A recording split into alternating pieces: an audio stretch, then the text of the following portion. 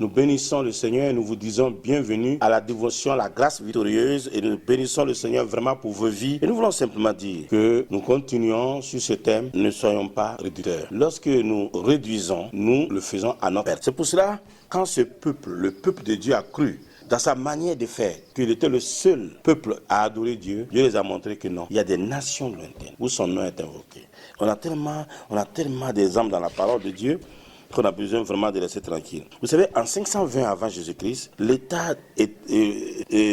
on voit l'état déplorable du peuple juif en relation avec son Dieu. Et Malachie est le dernier des prophètes de l'Ancien Testament. Malachie, donc, après Malachie, il y a eu 400 ans de silence. Dieu ne parle plus. Et Malachie, on voit un dialogue où Dieu s'exprime. Voilà, il s'exprime et il fait 7 reproches graves au peuple et aux sacrificateurs. Et il répond aux questions des Juifs à ces reproches qu'il justifie par des démonstrations sans équivoque. Alors, et Dieu va montrer à ce peuple-là qu'il y a des gens auxquels ils n'ont jamais pensé. Des gens qui l'adorent. On peut penser aussi, Élie aussi était un réducteur. Donc, je suis le seul prophète de l'Éternel. Je suis le seul prophète de Dieu. Calme-toi. Il y a 7000 qui n'ont pas adoré Baal. 7000 que j'ai en réserve. C'est 7000. Nous tous, on est quelque part des réducteurs. Et nous faisons mal. Parce que lorsqu'on est réducteur, on se fait mal à soi-même. Et c'est terrible.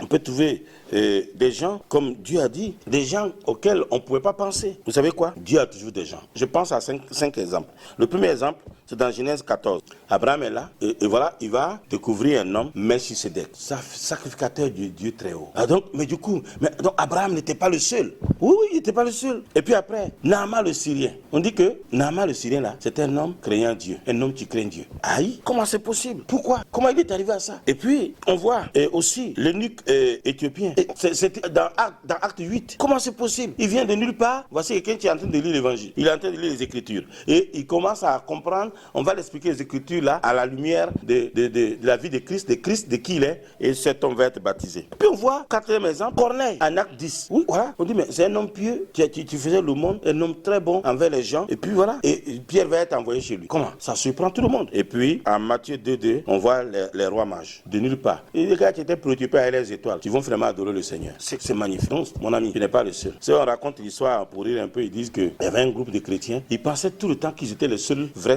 chrétiens et qu'ils seront les seuls au ciel. Et puis donc, un jour, les gens blaguaient. Ils disent que, alors il y a quelqu'un qui meurt, qui arrive au ciel. Et puis voilà, on va prendre quel ange? On va prendre l'ange Gabriel. Tu es en train de prendre la personne pour se promener, pour leur montrer les différents endroits, les appartements, tout ça. Et puis ils arrivent devant un appartement. Et là, il y a un grand bruit, quoi. Ça chauffe, ça danse. Et puis, il dit, et là, tu vois, c'est les protestants, les églises de réveil, là. Ça, c'est eux.